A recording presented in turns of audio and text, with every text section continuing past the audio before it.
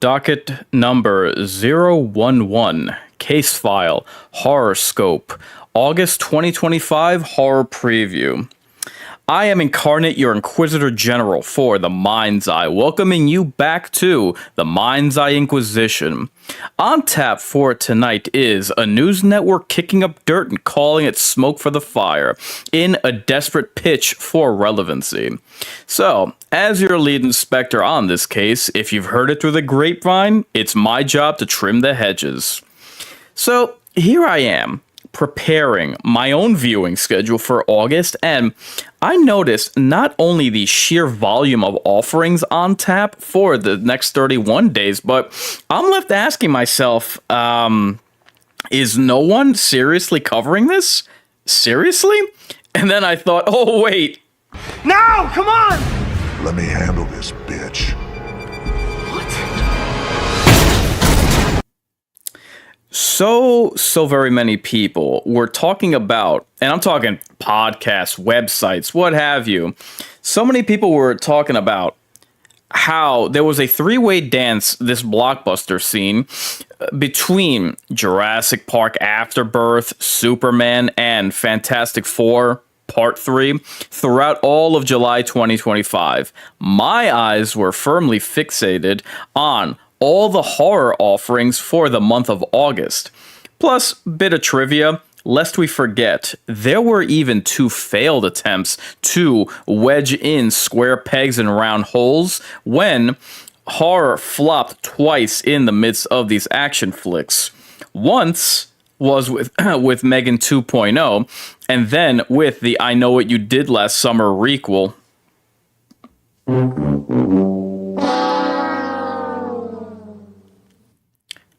So, I'm putting my schedule together of what horror shows to stream and what scary movies to preview when, again, I noticed for myself just how spoiled for choice Fear Fanatics are for the last month of the summer.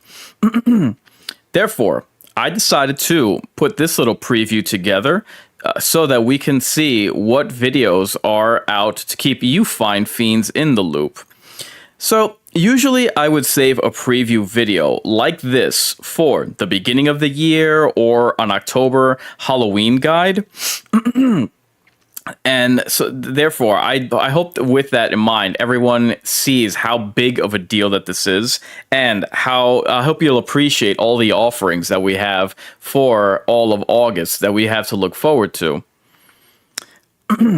But, so take a gander at not just the sheer volume, but the variety of offerings that we've got. So I knew I had to get this video out. So, without further ado, how about we get started?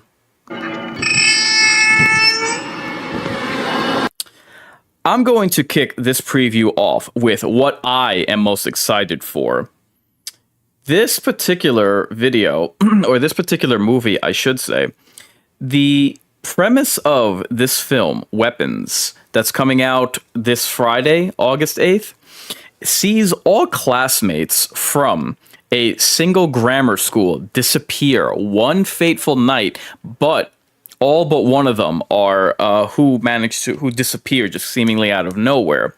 So, surveillance footage from the children's home records the kiddies mysteriously and seemingly joyfully leaving their homes and simply vanishing into the night. The town suspects the children's teacher behind this development, turning this missing persons case into a witch hunt. Considering how the children are so ominously whisked away from their homes, there is something of a modern-day Pied Piper tone to the concept.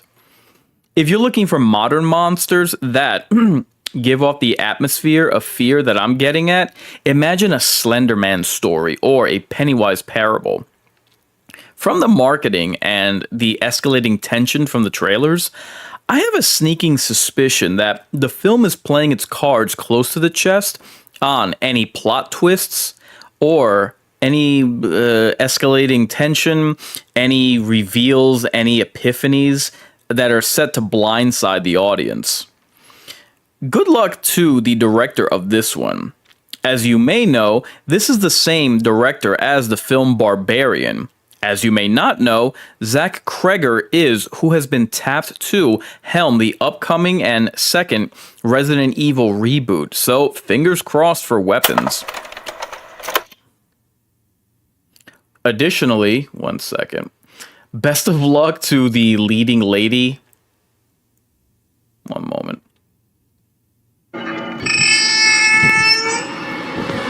Best of luck to the leading lady, Julia Garner.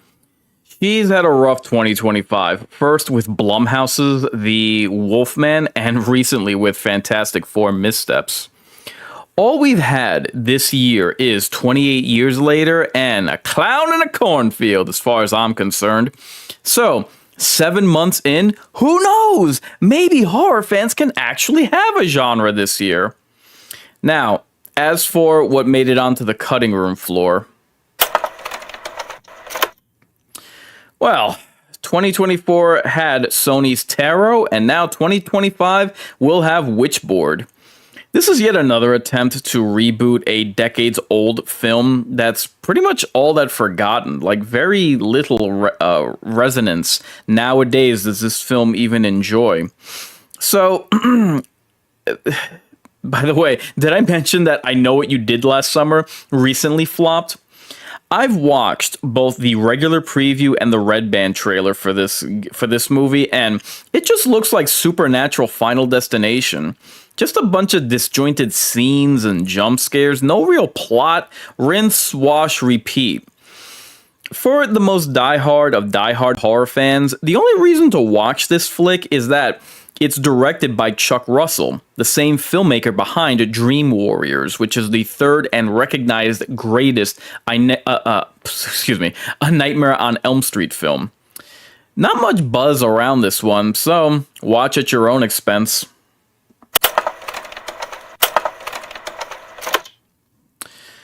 Oh boy. Oh, by the way, before Witchboard will be coming out August 15th, also releasing August 15th. Eli Roth presents Jimmy and Stiggs. Oh, God.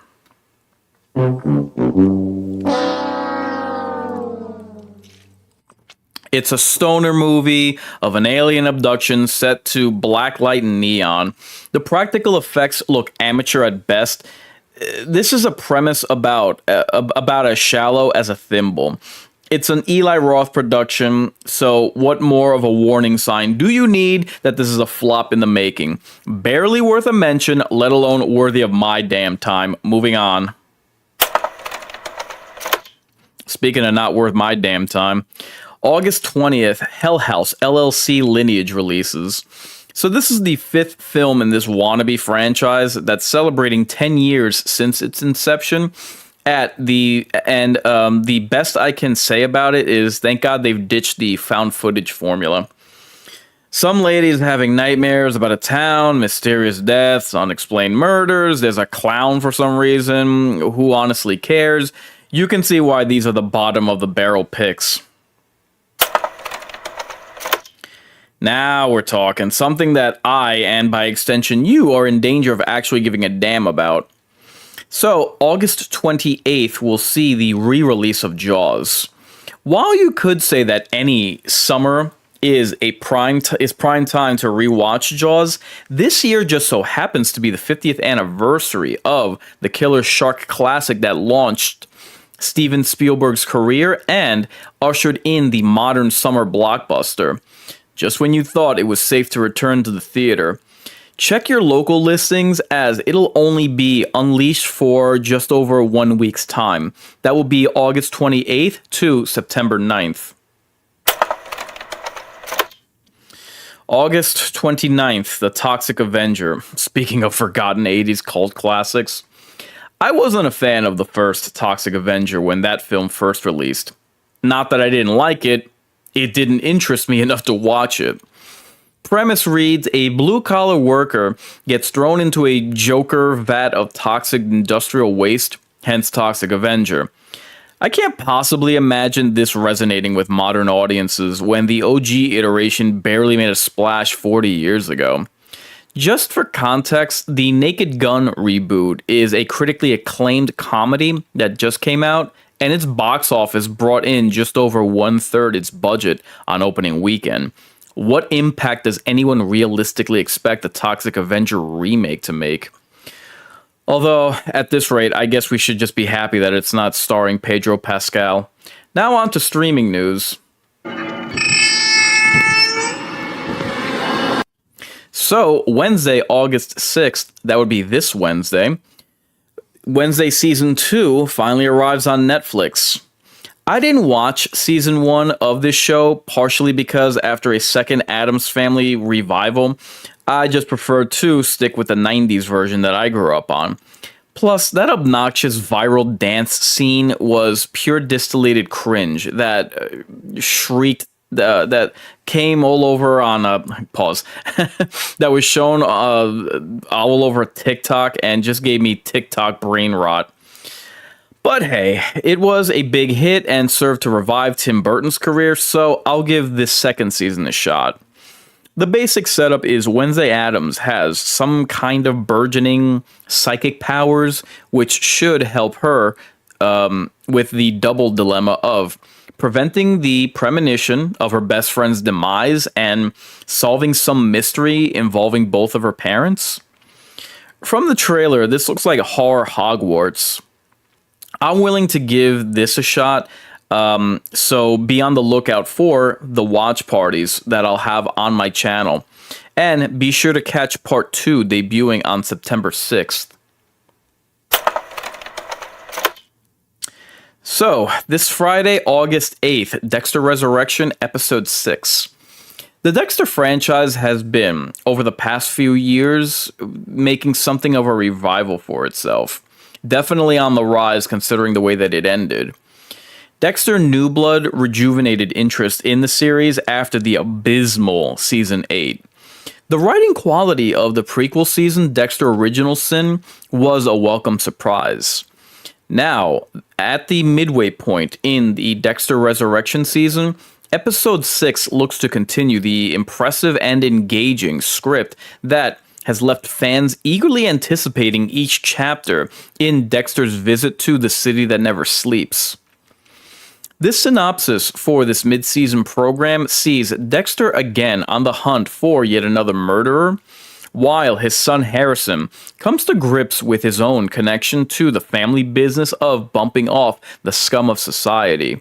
Meanwhile, the loose end, Detective Angel Batista, is on the prowl for both father and son in his own investigation, attempting to link Dexter's past trail of bloodshed with the recent pile of bodies stacking up in the Big Apple. This season has seen one banger after banger, so now that we're halfway through the Resurrection, I'm excited to see what other plot twists, swerves, red herrings, and revelations the creative team has for us, and who makes it out alive.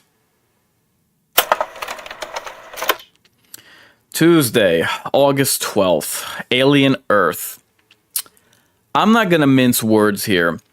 Not only has the Alien franchise been taking an utter pummeling in the last 13 years, unlucky for some, between Prometheus and Covenant, from Romulus to this crap. Honestly, how do you screw up such a great premise like an alien infestation on Earth, which is good, but they set it before the events of the first Alien, which is retarded. If this isn't bad enough, the xenomorphs have to share the spotlight with 4 other extraterrestrial life forms, all housed within a crash-landed ship. So, you have the other hostile creatures dividing and diverting viewer attention away from the titular alien. You have the utterly warped chronology that already breaks the lore. Oh, and the lingering obsession with the series androids. I am at a complete loss as to why.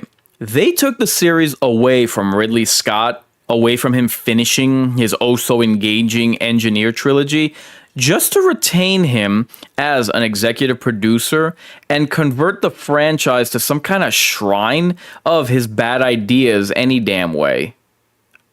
Why bother? Seriously. The cast looks so horrendously soy, it should have come with a warning label. Caution, consumption of content may result in digestive impairment and development of bad taste. You now have 2 weeks to reach a minimum safe distance.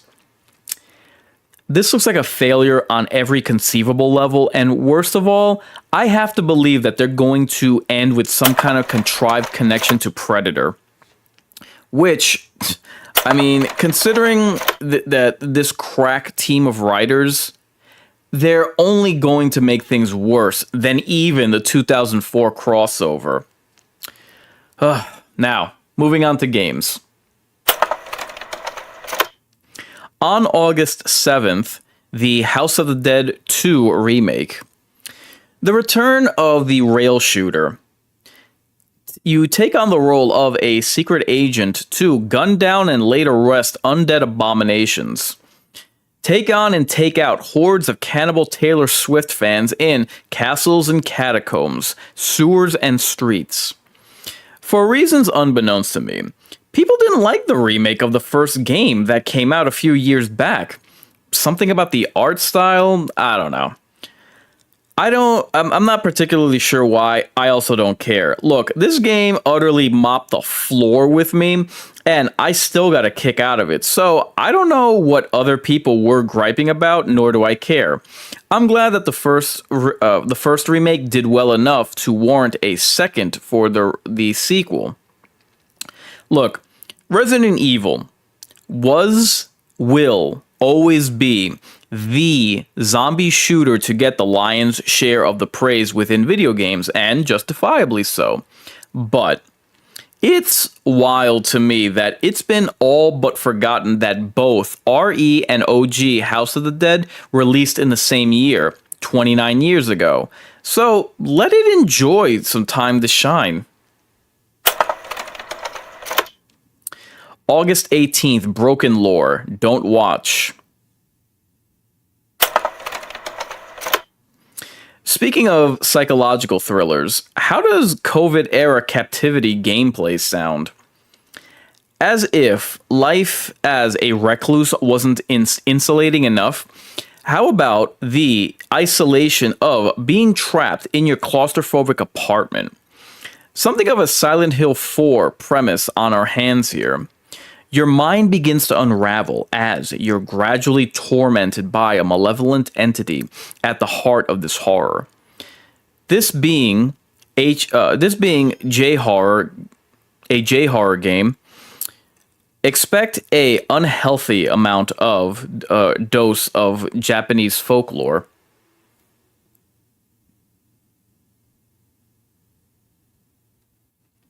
In addition to that, there are the usual genre tropes of puzzle solving and interesting use of a blend of hyper-realistic as well as retro-style graphics, establishing a sense of unease within players. One core theme that I think sees it apart from other survivor horror titles is its commentary on social withdrawal, as well as the dangers inherent to disconnecting from everyday life. Better be careful, Dark Pictures Anthology. Considering what a retainer of suck your compilation games are, you might have competition from Broken Lore muscling in on your territory.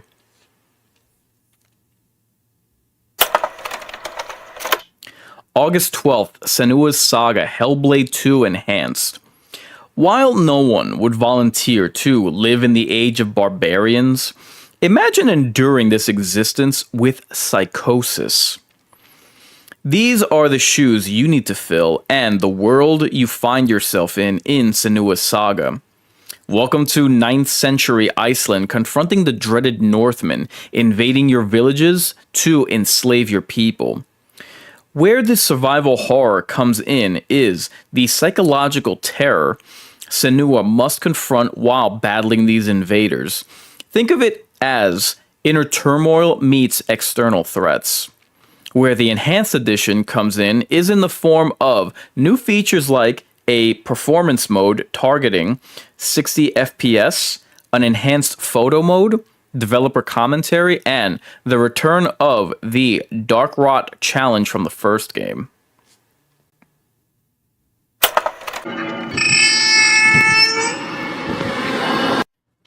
August 26th, Gears of War Reloaded, so now it's time for the coup de grace. For all you Gooner Zoomers, how's about a boomer shooter? For us old heads, Gears of War was the definitive third-person shooter that put cover-based action on the map.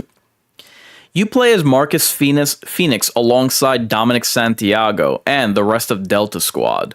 The planet Sarah has been ravaged by war, by monstrous subterranean locust hordes, the stuff of nightmares.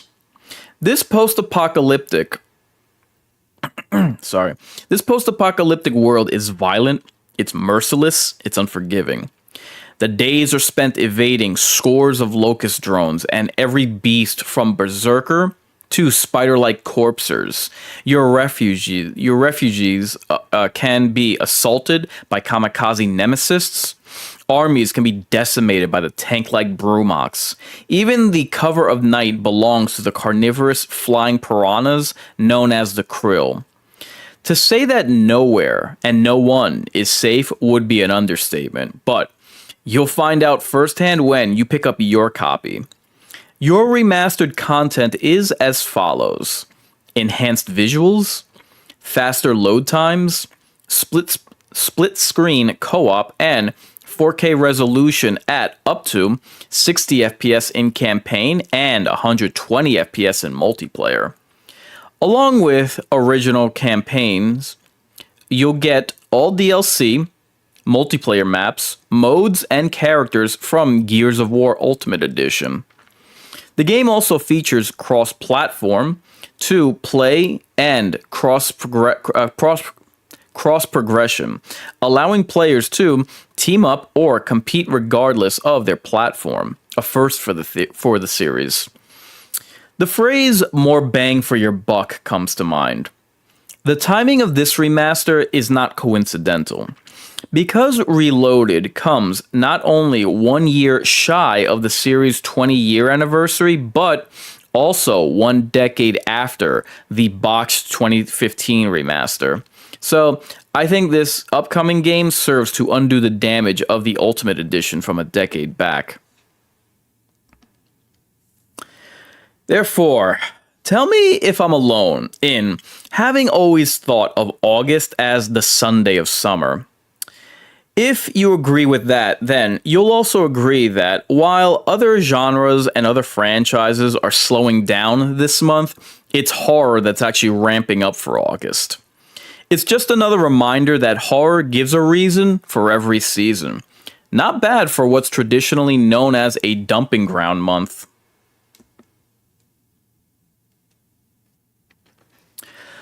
So, I hope you enjoyed this preview of everything and anything coming out for horror this month. I mean, you have movies, you have streaming programs, you have video games. What more could you ask for? So, as far as the Mind's Eye Inquisition and the Greater Mind's Eye, I'd like to discuss what I have on the scene for my channel.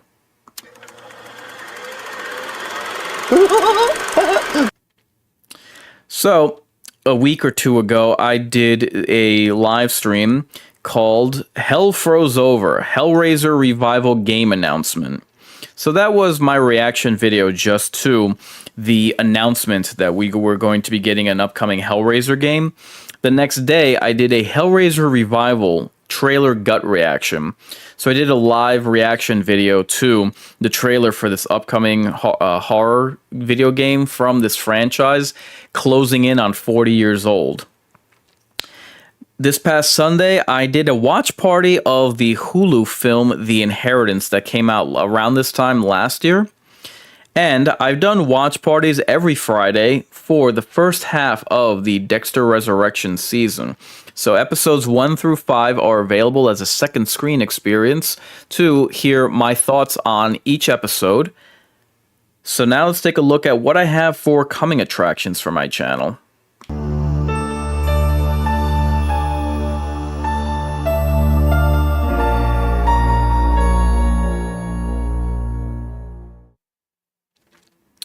So, Tuesday is my usual live stream night where I stream survival horror games.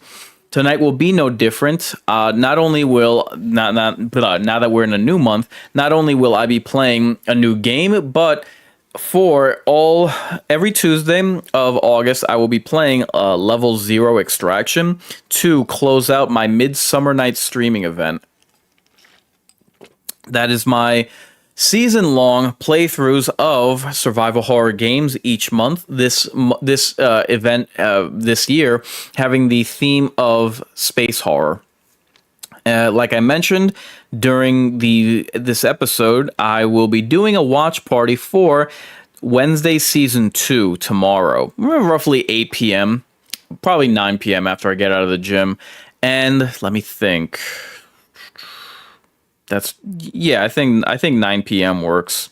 And I'll be following up with each watch party each Wednesday on Netflix each night that the season is set to last.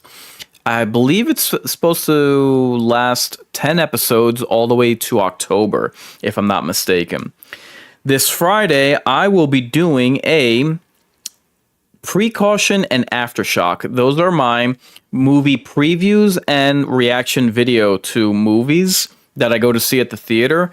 And as I mentioned, Weapons is due to come out, so it's quite possibly looking like the best horror film to come out this year, which has been a very shallow year. I mean, we haven't had great years of horror in the past few years, but man, this one has been bare bones as it gets. So I got a lot hoping and riding on this movie, Weapons. So be sure to catch my Precaution and Aftershock. Additionally, this Friday, I will do my Dexter Resurrection Episode 6 watch party. I hope you'll join me for that. And it's looking like this Sunday is when I will do a Jaws 50th anniversary watch party. Most likely Sunday, I'm going to say between 7 and 8 it will start. Therefore, why is the Mind's Eye Inquisition the place for heated debate? Because I ask the burning questions that inquiring minds want to know. If you're resigned to your fate, time to subscribe to your fears. Warn your friends. Warn everyone.